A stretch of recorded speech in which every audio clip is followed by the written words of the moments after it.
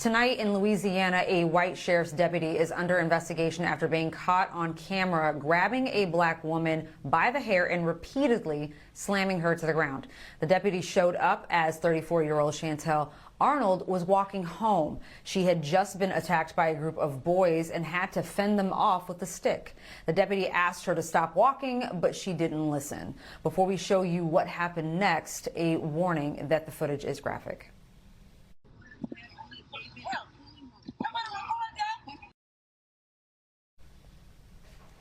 Shantel Arnold, who's 4'8" tall and weighs 100 pounds, was attacked for several minutes, according to her family. She was taken to the hospital with a busted lip, bruises, and scratches. The deputy yanked her so hard he ripped several braids from her head. No charges were filed against Arnold. The deputy is now being investigated by the Jefferson Parish Sheriff's Office. His identity has not been released. We reached out to the Jefferson Parish Sheriff's Office for a statement, but haven't heard back. Joining me now is Alanah Odoms, Executive Director at ACLU of Louisiana. Welcome back to the show, Alanah. Thank you for having me, Yodit. It's a pleasure to be with you. Your reaction, Alanah, to what we just saw, please. I'm outraged. I'm disgusted. I'm heartbroken. And I think every person with a heart, with a conscience, and who can feel would feel the same way. The problem is that Shantel's case is not an anomaly. As we know, the violence that is perpetrated against Black and brown community members is rampant in this country, and it is as a result of the racism that has been essentially built into policing from the very beginnings of this country. It just so happens this week that we are watching the jury selection in the Ahmaud Arbery case, where he was tracked down and gunned down by lay persons. And now we also see law enforcement tracking down and brutally beating an innocent woman who is just walking down the street. This is a case of walking while Black, and it is unconscionable. Have you spoken to Miss Arnold, and if so, do you know how she's doing? I have not spoken with Miss Arnold. We've been in touch with family members, and as I understand it, Miss Arnold is a very strong woman. She is someone who is of great resolve, but understandably, though, she would be shaken, of course, not just by the beating that took place by this sheriff's deputy, but also by the overwhelming attention that the video has gotten. Her video has been seen over 250,000 times. Imagine being beaten viciously and having those images strewn about the internet for hundreds of thousands of people to see, and then to be bombarded by press and folks who are interested in trying to get your story, and lawyers who are potentially interested in trying to represent you. It's an incredibly stressful time. It would be for anyone. And so my thoughts and prayers are with her and her family, and we are in many ways seeking to get justice in this case for her and for those who are similarly situated. I understand this happened pretty close to her home, Alanah, with many of her own family members actually witnessing the whole thing. That's exactly right. She had family members who actually had to break up the encounter. And when they came to her aid, they were told by this unknown anonymous sheriff's deputy that if they intervened, they would be beaten as well. And so imagine watching a family member being beaten in the way that she was and not even being able to protect her. That is something that unfortunately Black people have experienced from the beginning of time.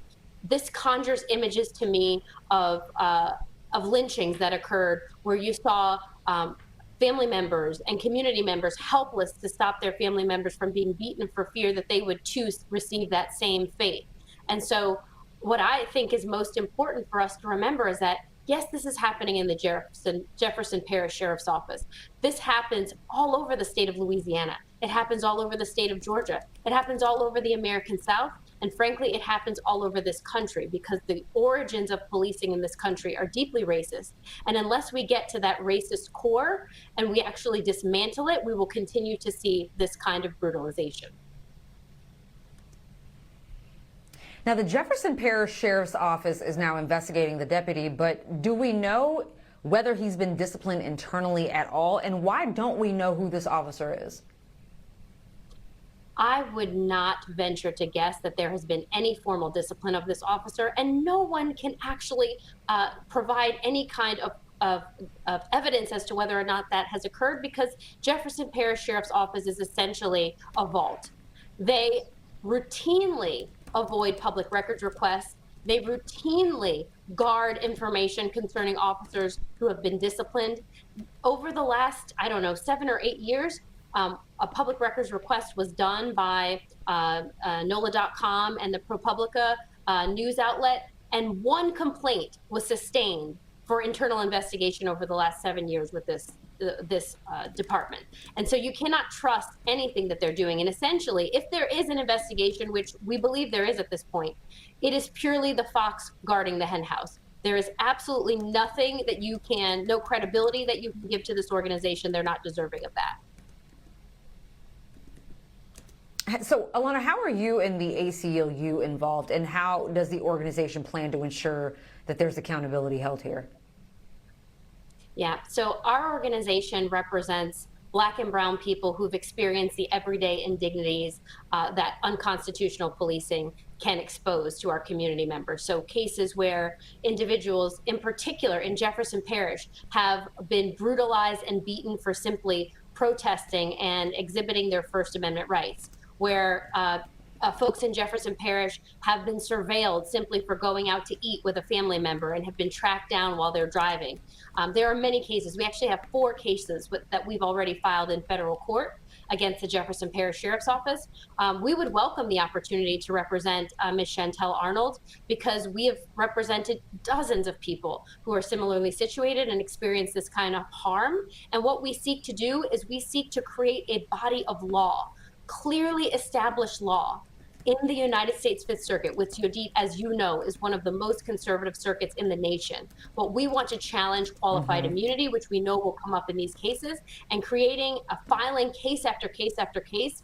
Our Justice Lab has filed over 23 federal lawsuits in just the last year against law enforcement agencies all over the country. So really, we are experts in the Section 1983 work, and we seek to vindicate the rights of people who otherwise would not have an attorney. Now, the Sheriff's Office has a history of police brutality against Black people. Can you shed some light on some of those instances of brutality? Absolutely. So let's just categorize it in this way. Since 2010, there have been 30 federal lawsuits filed against the Jefferson Parish Sheriff's Office. Well, we've also seen that despite the fact that Black and brown people make up only 27% of the population in Jefferson Parish, they are 70% of the people who have been shot at in the last 7 years. We also see statistics where Black and brown people are 11 times as likely to be killed in Jefferson Parish by Jefferson Parish Sheriff's Office and other law enforcement departments in Jefferson Parish. So the racial disparities are stark, and the harm and abuse is prevalent. And so what we know, we also have to go back to history and looking at Jefferson Parish. White flight in the early civil rights movement saw most white Americans leaving New Orleans and going out into the Jefferson Parish, essentially the suburbs of New Orleans. And so this is a very racially polarized jurisdiction. And we see that essentially the sheriff, despite being an office that we know has exhibited racial profiling and excessive force brutality, they have largely remained immune, because we also know, and this is something that I think folks should be thinking about because of redistricting, we also know that Louisiana is one of the most racially gerrymandered states in the nation. So you look at a parish like Jefferson Parish, it is one of the most gerrymandered parishes in the state. And so Black voters do not have the voting power under Section 2 of the Voting Rights Act that they need. And so they are largely not able to elect individuals who represent their rights. And so these kinds of very racist and very discriminatory practices and policies continue because Black people are essentially not able to elect a candidate of their choice. So you just see that the political circumstance exacerbates what is already happening in the context of policing. Alanah Odoms, Executive Director at the ACLU of Louisiana. Always a pleasure. Thank you so very much.